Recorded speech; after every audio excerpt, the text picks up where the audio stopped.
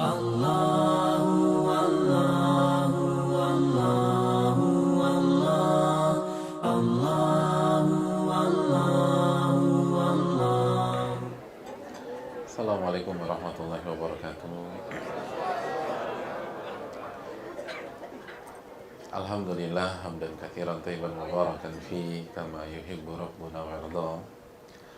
Wassalatu wassalamu ala nabiyyina Muhammad wa ala alihi wa sahbihi wa man sara ala nahjihi bi ihsanin ila yaumidin wa ba'd. Hadirin yang dirahmati oleh Allah Subhanahu wa taala, Bapak-bapak, Ibu-ibu sekalian, Pak Wisnu, Bu Aisyah beserta keluarga besar, kerabat, sandai tolan dan tetangga serta teman-teman sejawat yang semoga dirahmati dan diberkahi oleh Allah Subhanahu wa taala. Amin ya rabbal alamin. Hadirin yang dirahmati oleh Allah Subhanahu wa taala, tidak ada kata yang pantas untuk kita ucapkan pada malam hari ini kecuali bersyukur kepada Allah atas segala nikmat dan karunia yang Allah berikan dan Allah limpahkan kepada kita.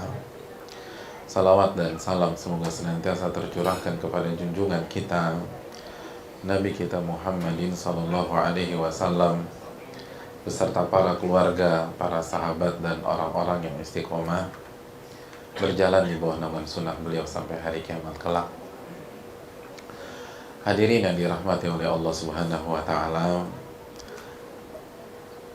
pada malam hari ini sebagaimana biasa kita berkumpul di rumah yang semoga Allah selalu berkahi dan limpahi karunia dan rahmatnya ini. Kita berkumpul dalam rangka mendekatkan diri kepada Allah, bertakarrub, karena kita yakin ini adalah jalan pintas menuju surga sebagaimana yang disabdakan oleh Nabi kita Muhammadin sallallahu alaihi wasallam, man salaka tariqan yaltamisu fihi ilman sahhalallahu lahu bihi tariqan ilal jannah. Barang siapa yang berjalan dalam rangka menuntut ilmu agama, maka Allah akan pintaskan jalannya menuju surga. Dan pada kesempatan yang berbahagia ini dan kajian di sini pastinya selalu istimewa, selalu spesial. Maka pada kesempatan malam hari ini, karena kajian ini selalu spesial, kita akan angkat tema yang spesial juga. Temanya kita sesuaikan dengan wajah-wajah yang hadir pada malam hari ini. Kita akan mengangkat sebuah tema, kalimat di saat banyak masalah. Karena muka-mukanya muka banyak masalah. Cocok apa enggak nih hadirin? Ya pasti. Berarti dugaan saya tepat ya. Alhamdulillah. Itu namanya pengalaman hadirin. Pengalaman punya banyak masalah. Hadirin yang dirahmati oleh Allah, semua kita banyak masalah tanpa terkecuali, dan Allah tahu itu. Oleh karena itu Allah dan Rasulnya mengajarkan kita sebuah kalimat. Sebenarnya ada lebih dari satu kalimat, tapi kalimat inilah intinya. Kalimat ini adalah inti. Kalimat inilah yang dibaca oleh baginda Rasul Sallallahu Alaihi Wasallam ketika ada masalah, khususnya masalah-masalah besar. Ketika ada bencana,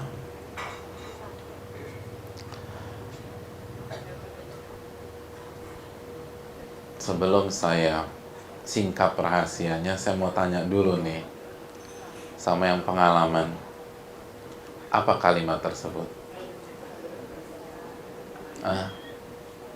Coba, ayo hadirin. Yang pengalaman punya banyak masalah.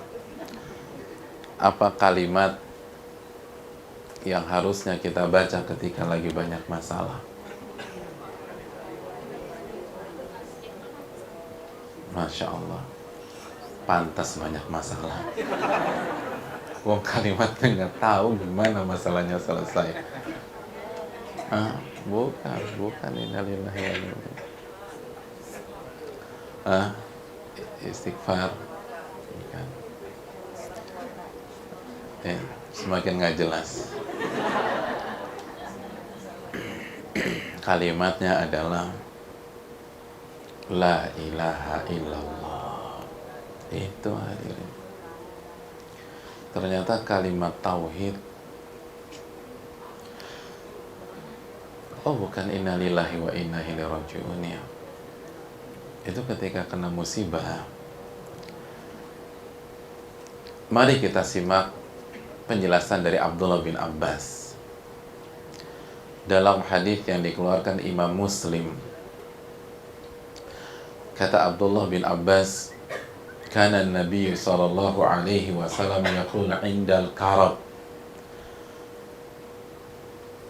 Nabi kita Sayyidina Muhammad sallallahu alaihi wasallam ketika ada masalah besar, ada bencana, beliau membaca La ilaha illallah al-azimul halim. La ilaha illallah rabbul arshil azim. La ilaha illallah rabbus samawat wa rabbul ard wa rabbul arshil karim. Kenapa pada bengong itu? Ustaz ngomongnya kecepetan gitu ya hadirin. Ada kita ulang lagi. La ilaha illallah al-azimul halim. La ilaha illallah rabbul arshil azim. La ilaha illallah rabbus samawat wa rabbul ardi wa rabbul arshil karim. Masih ketinggalan kah dia? Ya. Pantes kah? Gimana mau dibaca? Didikten aja ketinggalan terus lah. Ya udah saya kirim aja via WA ke panitia lah. Nah, saya udah putus asa udah. Putus asa. Jadi intinya itu la ilaha illallah hadirin. Adapun Rabbul Arshil Azim atau Al-Azimul Halim atau Rabbus Samawat wa Rabbul Ardi wa Rabbul Arshil Karim itu penyempurna. Tapi coba kita lihat 3 kalimat semuanya intinya adalah la ilaha illallah. Itu yang dibaca Nabi kita Muhammadin sallallahu alaihi wasallam. Belum kita ambil Nabi Yunus. Masih ingat masalah yang dialami Nabi Yunus? Wa dhannun. Dalam surat apa tuh hadirin? Al-Anbiya ayat berapa? 87. Apa bunyinya? Wa dhannun, dan Nabi Yunus idzahaba mughadiban, ketika beliau pergi dari kaumnya dalam kondisi marah hadirin. Marah dia. Fadhanna alla naqdira alaih, dan dia berpikir, Allah yang berfirman, dia berpikir kita nggak mampu kali negor dia. Kan nggak boleh walk out begitu. Tapi kaumnya nyebelin hadirin. Akhirnya Nabi Yunus resign tuh hadirin. Pergi dia. Sambil marah. Dan Allah bilang, emangnya kita nggak bisa apa menyadarkan atau menegur Nabi Yunus? Bisa. Apa yang terjadi hadirin? Beliau pergi naik kapal, naik bahtera, lalu Allah kasih badai buat dia. Badai yang mengharuskan seluruh muatan dibuang ke laut. Dibuang ke laut.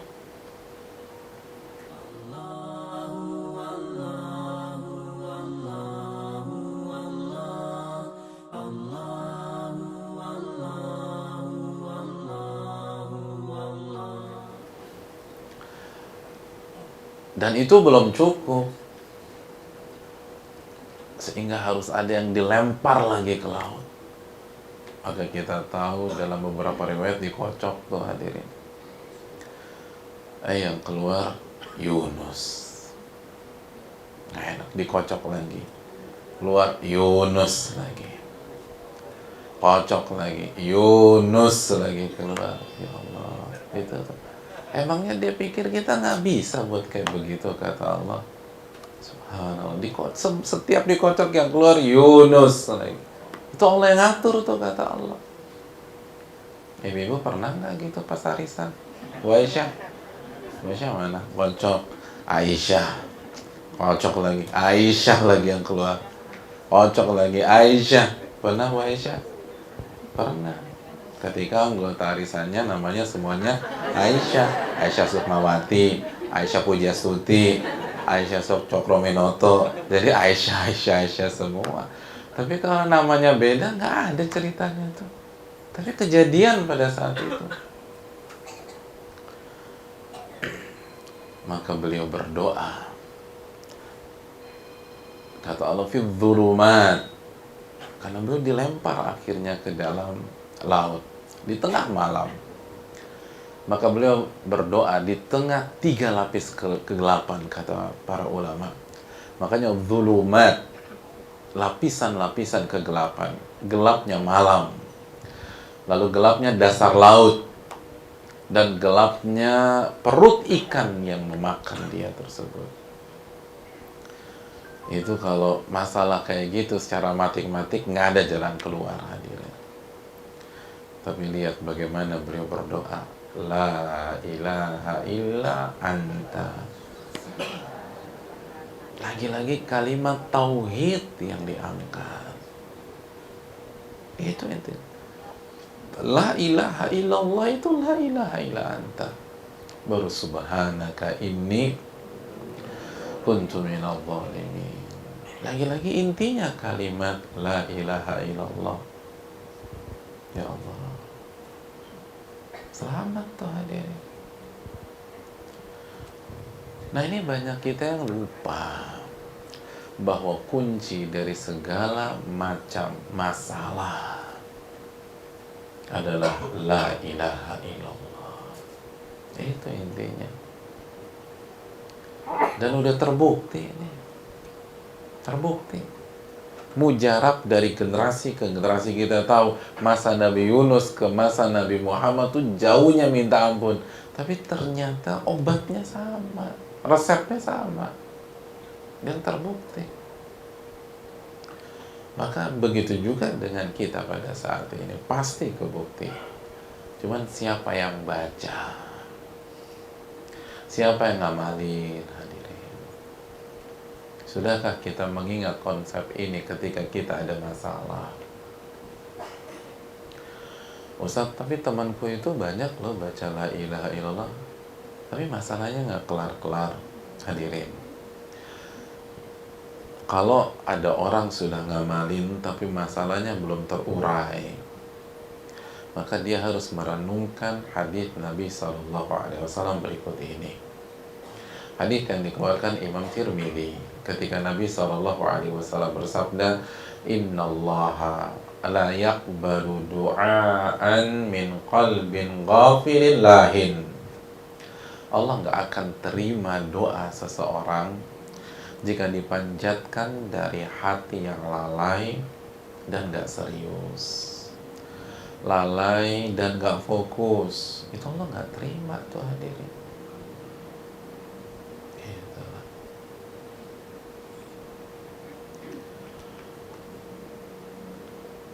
Allah baru terima kalau doa itu kita panjatkan dari lubuk hati yang paling dalam, dengan penuh penghayatan, dengan memahami apa makna dari doa yang kita angkat tersebut. Kalau enggak akan Allah kabulkan. Kenapa kita baca la ilaha illallah ribuan kali Allah enggak urai? Nabi Yunus sekali aja Allah urai itu. Karena beda di sini hadirin. Beda dalam penghayatan. Makanya Nabi Yunus sekali baca apa ayat ke-88-nya. Fastajabna lahu wa najjaynahu minal gham kadzalika nunjil mu'minin. Kami ijabah doanya Nabi Yunus dan kami selamatkan dia dari kesedihan, ketakutan yang dia alami. Dan begitulah caranya kami selamatkan orang-orang beriman. Lihat closing statementnya itu loh. Begitulah caranya kami selamatkan orang-orang beriman. Jadi caranya adalah begitu ada masalah, beri la ilaha illallah. Gitu tuh caranya kita selamatin orang-orang beriman. Caranya terus begitu. Tuh orang harus balik dulu ke la ilaha illallah. Kalau nggak bisa. Nggak bisa. Gagal deh pokoknya. Nah, bukan hanya dengan lisan, tapi dengan hati dan pengamalan dalam kehidupan sehari-hari. Ya gini aja simpel. Kita punya keponakan nih,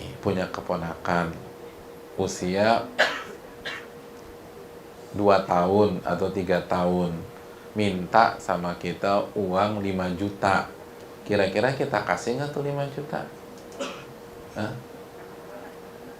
Oh, nggak ada yang jawab. Terlalu susah soalnya. Saya ulang nih. Kita punya keponakan usia 2-3 tahun, minta 5 juta ke kita. Kita kasih nggak? Kenapa kita nggak kasih? Karena kita pastikan dia nggak ngerti apa yang dia minta. Dan dia nggak tahu. Dia cuma asal nyebut aja. Atau dia dikendalikan sama orang lain. Dia nggak ngerti apa yang dia minta. Makanya kita nggak akan ngasih, kan gitu. Di 2 tahun, 3 tahun, 5 juta dia apa? Dia nggak ngerti, makanya kita nggak kasih. Kalau kita kasih, kita yang dibodoh-bodohin orang.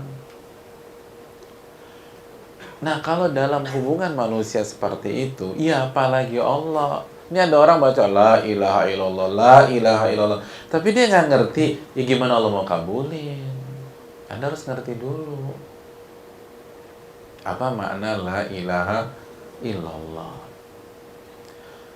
Hadirin, apa makna la ilaha illallah? Para ulama kita menjelaskan, ilah itu kata benda objek dalam bahasa Arab.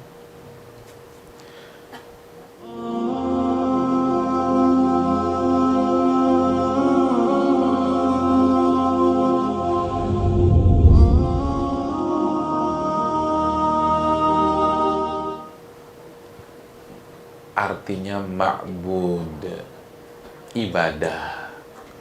Jadi ilah itu kata benda objek. Karena wazannya fi'al, ilah. Huruf pertama kasroh, huruf kedua fathah, lalu ada alif, lalu huruf ketiga. Seperti kata kitab. Pernah dengar kata kitab? Kitab itu kata benda objek. Artinya sesuatu yang ditulis gitu. Makanya simple, artinya buku. Huruf pertamanya kitab itu kasrah, lalu huruf kedua fathah, lalu ada alif, lalu lalu huruf ketiga. Jadi huruf pertama kasrah, huruf kedua fathah, lalu alif, lalu huruf ketiga. Yang sesuatu yang ditulis atau lembaran-lembaran yang ditulis. Kita kasih kata simpelnya buku. Jadi arti la ilaha illallah adalah tidak ada zat yang berhak diibadahi kecuali Allah. Itu konsep, kita nggak boleh ibadah kecuali kepada Allah Subhanahu wa ta'ala. Nah, apa makna dan urgensi dari ibadah? Ini penting nih hadirin. Ibadah itu dalam bahasa Arab, hadirin, artinya adzul wal khudu', kehinaan dan ketundukan, lalu ditambah dengan rasa cinta. Jadi orang itu tidak dinamakan sedang beribadah kecuali dia hinakan diri dia, lalu dia tunduk, tapi nggak kepaksa. Kalau kepaksa itu namanya nggak ibadah. Dia lakukan karena dia cinta. Itu ibadah, hadirin. Itu ibadah. Makanya kata Nabi dalam hadis Bukhari, ta'isa abdud dinar wa abdud dirham. Celaka tuh orang yang beribadah kepada dinar, yang beribadah kepada dirham. Ada orang sujud ke duit? Nggak ada. Walaupun dolar 15.300, ada yang ruku ke dolar? Nggak ada. Tapi kenapa Nabi katakan ada yang beribadah kepada duit? Maksudnya apa? Maksudnya saking cintanya sama duit, dia tunduk pada apapun kepentingan duit. Itu ibadah, bukan maksiat. Kalau dia sudah tunduk dari A sampai Z, duit ke kanan, dia ke kanan. Duit ke kiri, dia ke kiri. Duit loncat, dia loncat. Duit suruh dia tiarap, dia tiarap. Duit suruh dia jongkok, dia jongkok. Duit suruh dia pakai baju, dia pakai baju. Duit suruh dia buka baju, dia buka baju. Duit suruh dia nyelengkat orang, dia selengkat orang. Itu namanya ibadah kepada duit. Karena dia tunduk kepada uang. Dan ketika orang tunduk dari A sampai Z, itu namanya hina, bukan mulia. Hina. Orang-orang yang mulia itu nggak mau tunduk. Nah, begitu juga. Makanya tercela, aib kalau kita kasih ibadah kita kepada makhluk. Tapi kita akan berkelas ketika kita menghinakan diri di hadapan Rabbul Alamin. Itu poinnya. Itu poinnya. Artinya, ketika kita ada masalah besar dalam keluarga kita, dalam rumah tangga, dalam bisnis, dalam finance, yang harus kita evaluasi adalah konsep ibadah kita kepada Rabbul Alamin. Itu intinya. Kalau nggak bisa. Berantakan. Yang harus kita introspeksi, saya ini udah beribadah belum atau enggak kepada Allah. La ilaha illallah saya itu sudah sempurna atau belum? Saya ini ibadah kepada Allah atau bukan? Itu langsung connect ke Allah. Itu yang harus dilakukan. Yang jadi masalah, begitu ada masalah yang kita ingat makhluk. Nah itu. Makanya nggak kelar-kelar. Karena makhluk lagi, makhluk lagi, makhluk lagi, makhluk lagi. Beda sama para nabi. Begitu dimakan ikan, Allah yang diingat. Dan yang beliau sampaikan adalah ibadahnya kepada Allah. La ilaha illa anta. Kembali ke konsep ibadah. Kalau kita sibuk ngurusin orang, itu hadirin. Atau sibuk ngurusin urusan Allah. Iya, benar. Ya, benar itu hadirin. Yang bikin kita galau tuh hadirin, yang bikin kita stres, karena bukannya kembali ke konsep ibadah kita, justru kita sibuk ngurusin urusan Allah. Itu yang bikin stres. Itu yang bikin stres. Begitu hadirin. Ya, simpel aja lah hadirin yang dirahmati oleh Allah. Ini kan bisnis lagi bermasalah di negara kita. Usaha lagi susah. Orang-orang yang kerja khawatir nggak diperpanjang. Misalnya kenapa orang stres, depresi ketika dia atau suaminya di PHK. Karena apa? Karena kebanyakan mikir. Udah gitu yang dipikirin bukan urusan dia lagi, urusan Allah Subhanahu wa Ta'ala. Ini anak makan apa ke depan? Gimana sekolahnya? Gimana uang gedung? Ya hadirin sekalian. Padahal urusan rizki itu di tangan Allah. Bukan urusan Anda, itu urusan Allah. Kenapa Anda sibuk ribet ngurusin rizki anak Anda? Kan gitu. Salah satu yang dipikirin wanita yang diancam bahkan udah diceraiin sama suami apa? Dia mikir, gimana gua di masa yang akan datang? Nggak ada yang kasih nafkah lagi, tuh kan? Mikirin rizki. Rizki itu urusan Allah, bukan urusan Anda. Ngapain Anda ngurusin itu? Jangan ngurusin itu. Aku tuh deg-degan suamiku tahun depan kontraknya diperpanjang apa enggak ya? Bukan urusan Anda, itu urusan Allah Subhanahu wa Ta'ala. Anda tuh bukan urusannya ke sana. Kan Allah yang berfirman dalam surat Ali Imran ayat 26. Tu'til mulka man tasha wa tanzi'ul mulka mimman tasha. Engkau memberikan kekuasaan, kekayaan kepada orang yang engkau kehendaki, dan engkau cabut dari orang yang engkau kehendaki. Jadi kenapa mikir takut miskin hadirin? Kenapa mikir rizki? Katanya Allah Ar-Razzaq yang maha memberikan rizki. Kenapa Anda ngurusin itu? Anda nggak usah ngurusin itu.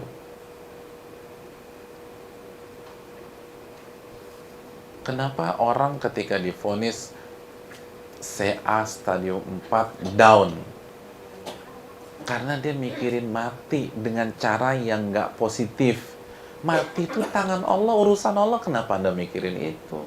Anda mikirin udah ibadah belum kepada Allah. Itu yang harus Anda pikirin.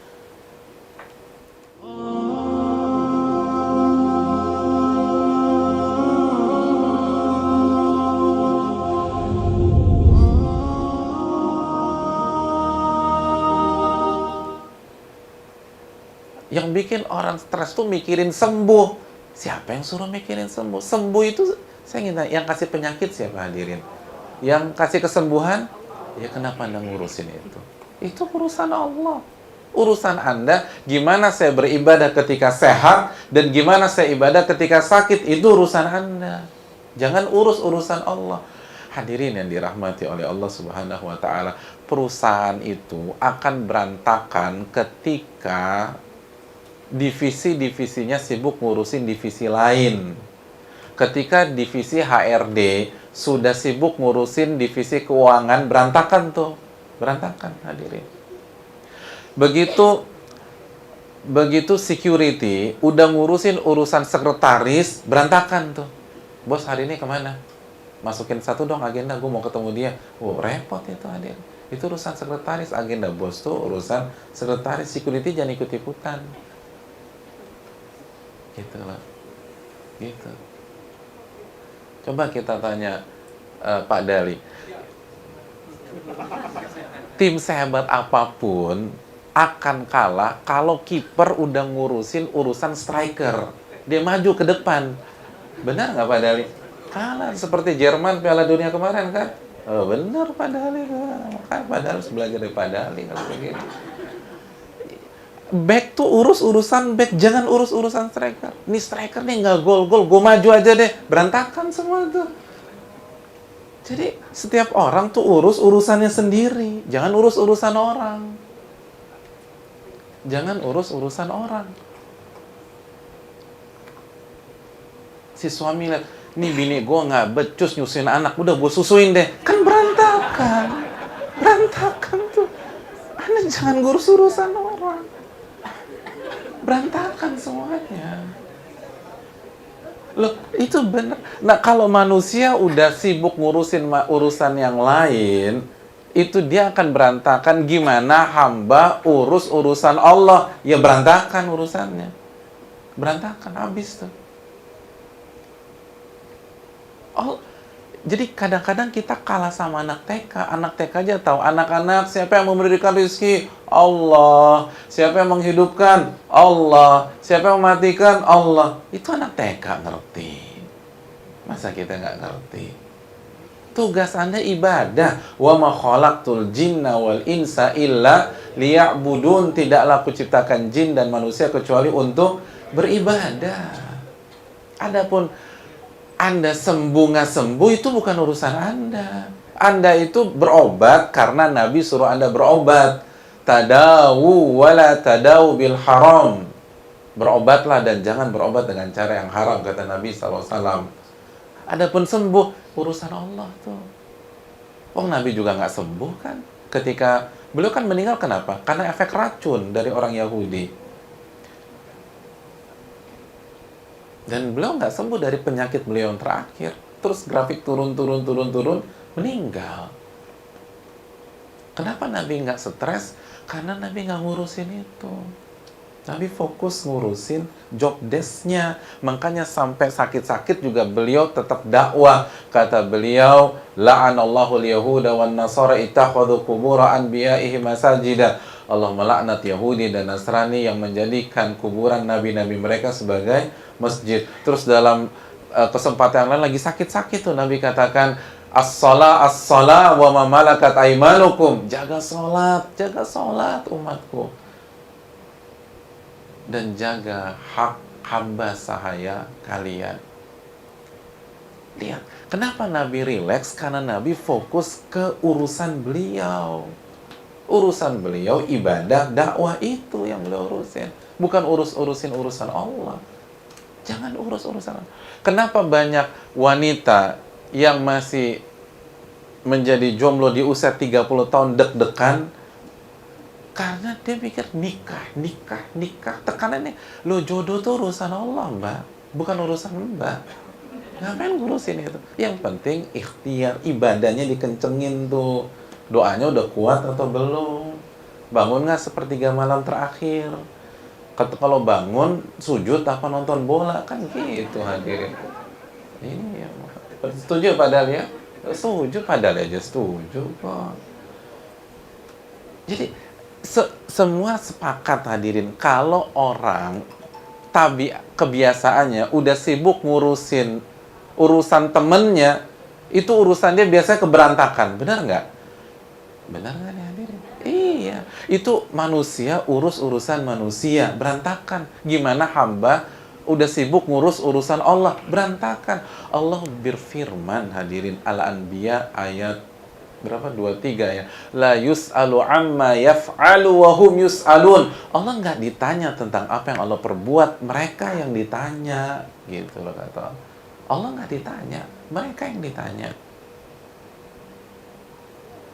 Artinya, jangan urus urusan Allah. Jangan. Urus urusan Anda.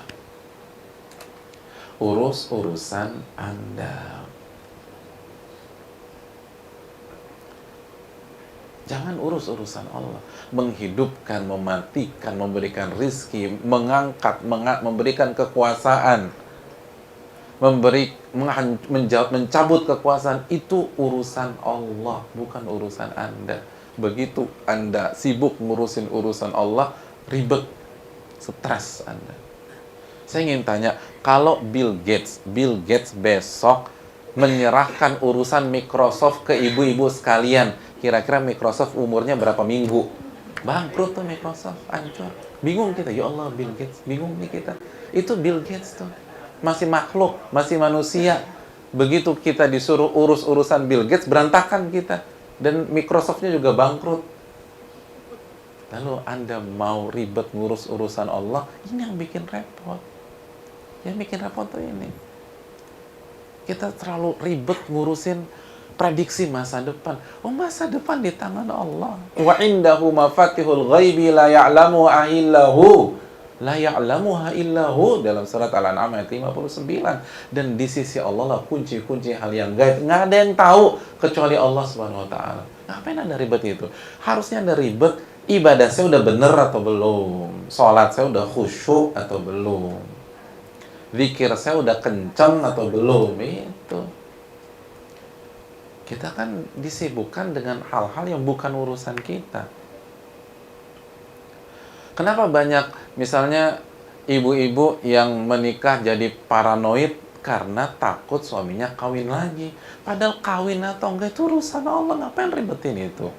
Akhirnya kan ibadah nggak konsen. Begitu lagi zikir pagi sore, ngelihat suami senyum-senyum sendiri dengan gadgetnya, curiga. Nih Susi apa Santi? Susi apa Santi?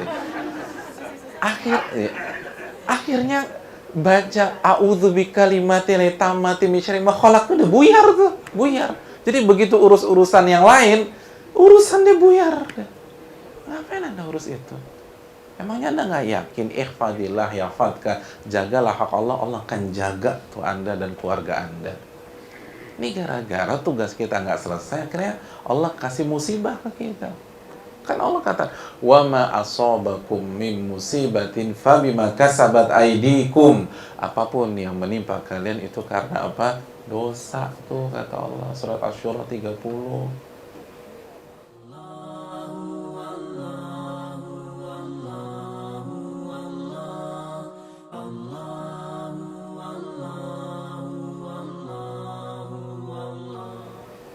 Makanya lihat betapa cerdasnya Nabi Yunus. Nabi Yunus begitu ada masalah besar, la ilaha illa anta. Tidak ada zat yang berhak diibadahi kecuali engkau. Kembali konsep ibadah. Subhanaka, maha suci engkau. Inni kuntu minadz dzalimin. Aku nih termasuk, udah ngaku.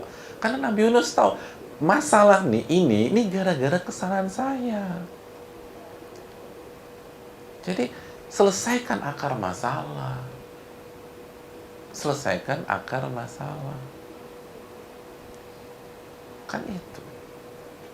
Akar masalah ada pada ibadah kita yang kita tidak lakukan dengan maksimal. Mungkin nggak khusyuk, kurang ikhlas, atau masih banyak tugas-tugas yang belum kita kerjain.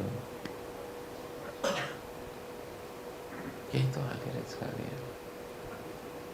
Kembali ke ibadah. Jadi la ilaha illallah bukan hanya sekedar satu kalimat, tapi makna yang ada di dalam kalimat tersebut. Dan terbukti ampuh. Kenapa demikian? Karena hadirin sekalian, ketika kita fokus dengan ibadah kita,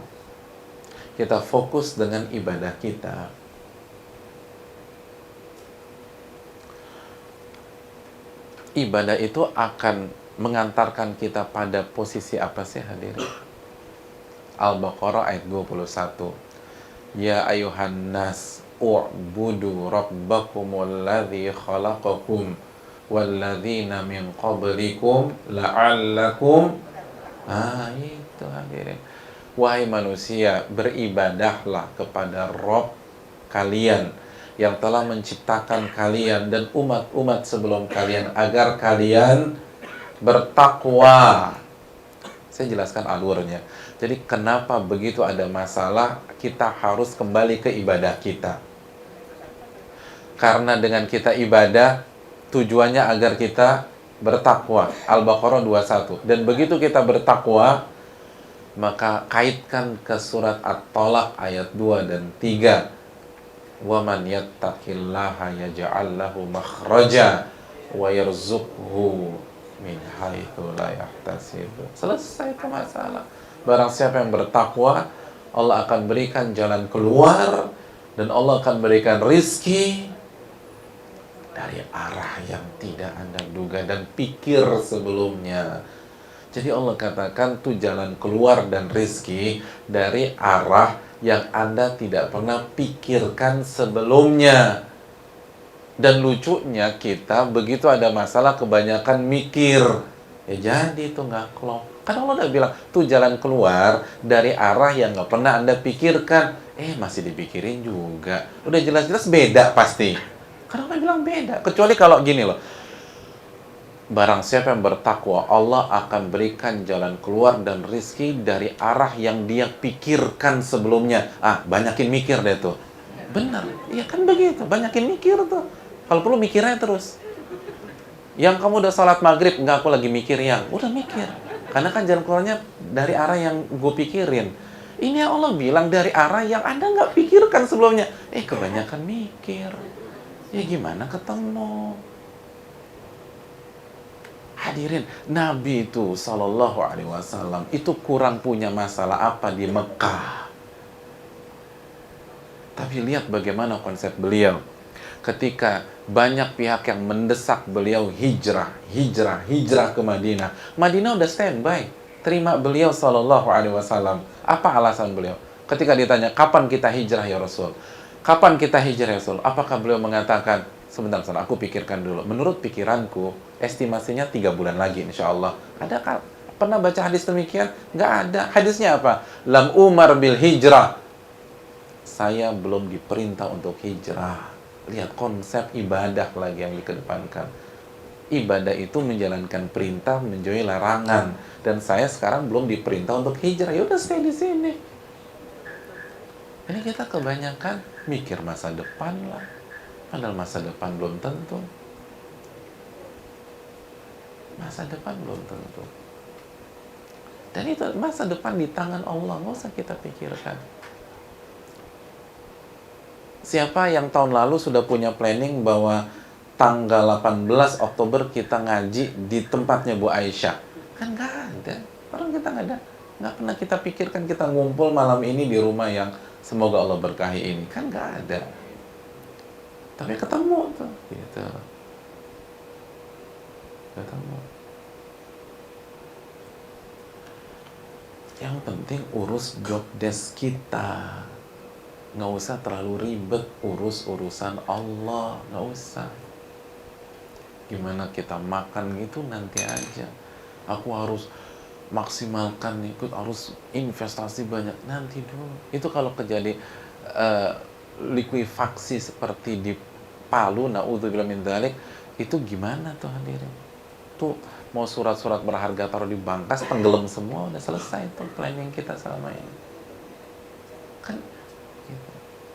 Jadi hadirin, yang penting kita ini kembali ke tugas kita ibadah. Allah katakan, wa ma khalaqtul jinna wal insa illa liya'budun. Tidaklah aku ciptakan jin dan manusia kecuali untuk beribadah. Ad-Dariyat 56. Di ibadah itu jalankan perintah, jauhi larangan. Udah kerjain. Allah nggak akan sia-siakan. Hadirin,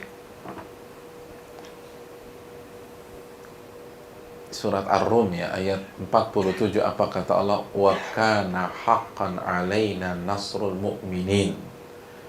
Sebuah kepastian kami akan menolong orang-orang yang beriman. Jadi pertolongan Allah itu pasti. Pertolongan Allah itu udah pasti. Tapi Allah kasih syarat yang pasti, Allah tolong itu orang-orang beriman. Nah tinggal pertanyaannya, sudah belum kita jadi orang beriman? Itu pertanyaannya. Jadi nggak usah mikirin kapan pertolongannya. Pertanyaannya, sudah belum kita ibadah? Itu pertanyaannya. Kalau kita beribadah, pasti itu Allah tolong. Nggak ada keraguan. Pasti. Fokus ke ibadah. La ilaha illallah itu penting. Dan jangan beribadah kepada makhluk, hadirin. Jangan bergantung kepada makhluk, andalkan Allah Subhanahu wa ta'ala. Gak bisa. Hanya Allah yang bisa bantu kita. Hanya Allah. Hadirin yang dirahmati oleh Allah Subhanahu wa ta'ala. Makanya kita lihat ketika Sarah mau diperkosa oleh Fir'aun. Sarah Fir'aun, Pak Ustaz? Iya, Fir'aunnya Nabi Ibrahim, bukan Fir'aunnya Nabi Musa. Karena Fir'aun adalah gelar Raja Mesir, atau dalam bahasa Latinnya si Ramses itu. Coba ibu-ibu, ibu-ibu ditangkap, dimasukkan ke kamarnya Fir'aun, sebentar lagi mau diperkosa. Kira-kira apa yang ibu lakukan? Ya cari sinyal Pak Ustadz, tuh kan, gitu. Nyari sinyal sama nyari wifi. Yang diingat makhluk, gitu. Apa yang dilakukan Sarah? Wudhu, sholat, dan makan Sarah. Bukan nyari sinyal, bukan nanya password wifi. Coba tanyain Fir'aun, password wifi-nya di sini apa? Aku mau telepon Ibrahim. Gak ada. Sholat pun. Emangnya sholat bisa merubah keadaan? Ibu ragu dengan kekuatan Allah Subhanahu Wa Taala. Begitu Sarah sholat, itu Fir'aun nggak bisa menyentuh kulitnya, nggak bisa. Setiap mau disentuh kaku, setiap mau disentuh kaku, setiap mau disentuh kaku. Akhirnya cerah. Dan kita tahu ceritanya, akhirnya Fir'aun yang awalnya ingin meniduri Sarah justru respect kepada dia, dan sebagai hadiah dia berikan hajar kepada Sarah. Sholat hadir. Jadi begitu ada masalah besar, orang-orang terbaik langsung fokus ke ibadah. Beda sama kita. Begitu ada masalah besar, kita fokus ke makhluk. Begitu ada masalah hukum, cari tim legal, cari lawyer. Boleh, tapi udah ketuk pintu langit belum? Gitu hadirin. Itu yang masalah. Karena kita ini udah kebiasaan didoktrin makhluk. Gitu. Dulu waktu era 90-an tuh kan ada kan, kita suka dikasih list nomor telepon darurat gitu loh. Kan list nomor telepon darurat. Punya nggak tuh di era 90? Punya ibu-ibu? List yang pertama ada nggak? Hubungi Allah. Nggak ada. Adanya apa? Pemadam kebakaran, polisi terdekat, rumah sakit. Iya. Emangnya kalau ada gempa di Lombok tuh kantor polisi nggak bisa ngebantu? Nggak bisa, Bu. Hancur tuh. Kalau ada likuifaksi tuh bisa tuh pemadam kebakaran bantu. Nggak bisa. Udah pindah duluan nih rumah. Gitu. Ini yang kadang-kadang nih kita lupa nih hadirin. Lupa kembali ke atas.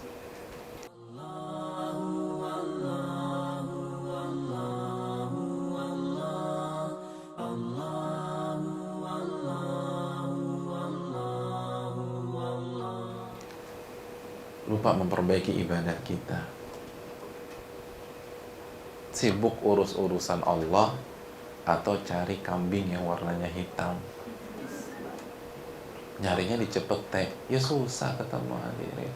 Harusnya kan balik ke diri sendiri. Ibadah saya udah benar atau belum? Hubungan saya sama Allah udah erat apa belum? Kalau belum, perbaiki loh. Itu solusinya. Kalau nggak akan bisa. Makanya kan Allah katakan dalam surat Al-Baqarah ayat 45, wasta'inu bis-sabri was-shalah. Minta pertolongan kepada Allah dengan sabar dan sholat. Hadirin, sabar tuh ibadah bukan? Ibadah. Sholat jelas ibadah. Jadi pertolongan Allah tuh datang kalau kita ibadah, bukan kita sibuk curhat, curcol, pasang status. Nggak akan tuh datang. Itu hadis dari mana pasang status atau ganti profile picture itu bisa ngerubah masalah? Nggak bisa. Yang bisa merubah itu ibadah. Itu hadirin sekalian. Maka pertanyaan, udah ibadah belum kita? Adapun rizki segala macam nggak usah takut. Allah Ar-Rahman Ar-Rahim, yang maha pengasih lagi maha penyayang. Apa yang kita takutkan? Yang kita takutkan ini kita bermaksiat kepada Ar-Rahman Ar-Rahim. Itu yang harus kita takutkan. Makanya kita nggak akan pernah berhasil kalau kita nggak punya mental ini. Perbaiki hubungan dengan Allah. Makanya ulama besar yang namanya Ibnul Qayyim mengatakan, beliau mengatakan bahwa kunci mengurai segala masalah-masalah adalah la ilaha illallah. Kenapa? Karena doa-doa yang berkaitan dengan masalah itu mengandung redaksi la ilaha illallah. Tapi kita lupa tuh. Ini saatnya kita balik lagi, kita evaluasi diri kita. Kita didik diri kita menjadi lebih baik. Jangan urus urusan Allah. Allah nggak ditanya. Kita yang akan ditanya. Dan Allah nggak mungkin zalim sama kita. Wa anna allaha laisa bidzallamin lil abid. Allah nggak akan pernah zalimi hamba-hambanya. Surat Ali Imran ayat 182.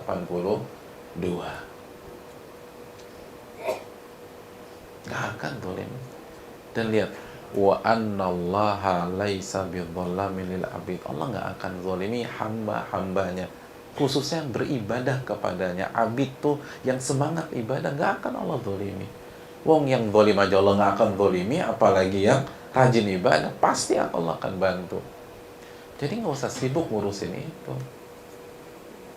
Nggak usah sibuk mau makan apa kita besok, gimana rezeki kita, gimana kalau kita nggak menjabat lagi. Itu mah Allah urusannya deh, bukan urusan kita. Allah yang lebih tahu mana yang terbaik buat kita. Urusan jodoh itu urusan Allah. Kita tugasnya ikhtiar ibadah. Dan saat kita ikhtiar, kita tuh ikhtiar hadirin, itu dalam rangka mengerjakan perintah Allah dan Rasulnya, bukan karena berorientasi hasil dunia, bukan. Karena udah terbukti deh hadirin, udah terbukti itu bahwa seringkali ikhtiar dengan hasil dan rizki itu jalannya nggak paralel, jalannya nggak seimbang. Ada orang kerja 12 jam upahnya UMR, ada yang 2-3 jam 2.000, 5.000 US dollar, tuh banyak hadirin. Jadi buat apa kita ikhtiar? Kita ikhtiarnya Allah perintahkan kita ikhtiar. Kita disuruh kerja, disuruh cari nafkah, lakuin tuh. Rizki di tangan Allah Jalla wa'ala. Jangan berpikir kalau gue kerja 6 jam gaji gue, rizki gue segini, kalau 12 jam nggak bisa hadirin, nggak bisa, nggak bisa. Bill Gates itu dalam sebuah wawancara itu tidurnya 8 jam hadirin. Tidur di malam hari 8 jam gitu. Tidur 8 jam. Bayangkan. Hartanya hampir 2000 T. 8 jam tidur. Kita tidur 4 jam, 5 jam, nggak kaya-kaya. Kan begitu. Ya Allah. Masih aja terkukung dengan pola pikir harus kerja, harus gimana rezeki gua. Nah ya susah nih, nggak bisa. Bayangkan tuh, nggak bisa. Cari tuh keberkahan, bukan cari kuantitas lagi, kuantitas, dan itu udah akhirnya urusin urusan Allah lagi, urusin urusan Allah lagi. Bukan begitu caranya hadirin sekalian. Min haitsu la yahtasib. Saya ingin tanya, Nabi itu dakwah di Mekah nih. Nabi kan dakwah, kalau kita lihat 13 tahun itu beliau dakwah di Mekah, lalu di Taif. Masih ingat kan kasus Taif? Ya. Pada saat Nabi dakwah di Mekah dan di Taif, yang menyambut dan welcome di mana? Di Madinah, bukan di Mekah, bukan di Taif, di Madinah yang welcome. Kan harusnya buat kita mikir ya, oh ya benar, min haitsu la yahtasib gitu. Jadi ngapain terlalu diurusin? Dakwanya di Mekah, di Taif, di Madinah yang terima. Hajar hadirin, Hajar, kan kita belajar tuh. Hajar tuh ikhtiarnya di mana? Sofa, cukup, Marwah, habis itu sofa lagi, terus Marwah, lalu sofa, Marwah, terus airnya keluarnya di mana? Di Ismail. Ya Allah, di Ismail keluarnya tuh, di Ismail. Dan lalu Hajar ngedumel nggak? Ya tau gitu ngapain gue ke Safa Marwah? Enggak, karena ngerti konsep. Tugas saya ibadah ikhtiar, hasil itu urusan Allah. Saya nggak peduliin, makanya Hajar nggak pernah protes, nggak pernah bilang, capek gue ke Safa Marwah, hasilnya di situ. Ya Boya kasih tahu kayak Allah, biar gue nggak ribet. Kan nggak ada protes gitu, karena Hajar cerdas, tahu tugas gue nih ibadah ikhtiar, udah jalanin tuh. Kan ikhtiar bagian dari ibadah. Rizki, air, itu urusan Allah, udah bukan urusan gue deh. Mau dikeluarin di Ismail kek, mau di ujung sana kek, itu bukan urusan gue. Nah kita urusin urusan yang bukan urusan kita, stres. Makanya Hajar nggak stres, capek fisik, tapi nggak stres beliau. Dan nggak ada kata-kata ngedumel, nggak ada kata-kata sebel, nggak ada komplain sama Allah, karena orang-orang terbaik ngerti konsep. Kita nggak ngerti konsep, akhirnya kita urus urusan yang bukan job desk kita, ribet, dan job desk kita juga berantakan. Ini tinggal terserah kita mau merubah menjadi yang lebih baik atau terkungkung dengan pola pikir seperti ini. Itu yang harus kita renungkan bersama-sama. Mungkin ini yang bisa disampaikan. Terima kasih banyak, dan semoga apa yang disampaikan dengan penuh keterbatasan dan penuh kekurangan bisa menjadi amal soleh bagi yang berbicara khususnya maupun yang mendengarkan secara umum. Dan terakhir, di penghujung kajian kita meminta kepada Allah Subhanahu wa Ta'ala dengan sifat-sifatnya yang ula dan nama-nama yang husna, agar Allah berkenan memberikan kita ilmu yang bermanfaat, amalan yang diterima, dan rizki yang baik dan halal. Kita meminta kepada Allah ilmu yang bermanfaat, dan kita berlindung kepada Allah dari ilmu yang tidak bermanfaat.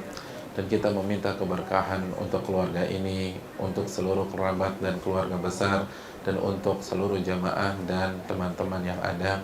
Dan semoga Allah Subhanahu wa Ta'ala mengijabah doa-doa kita dan memberikan kita husnul khotimah dan mengumpulkan kita semua di surganya. Amin ya rabbal alamin.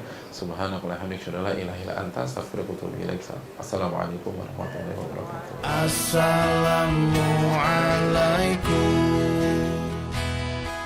Bersama saling sapa TV.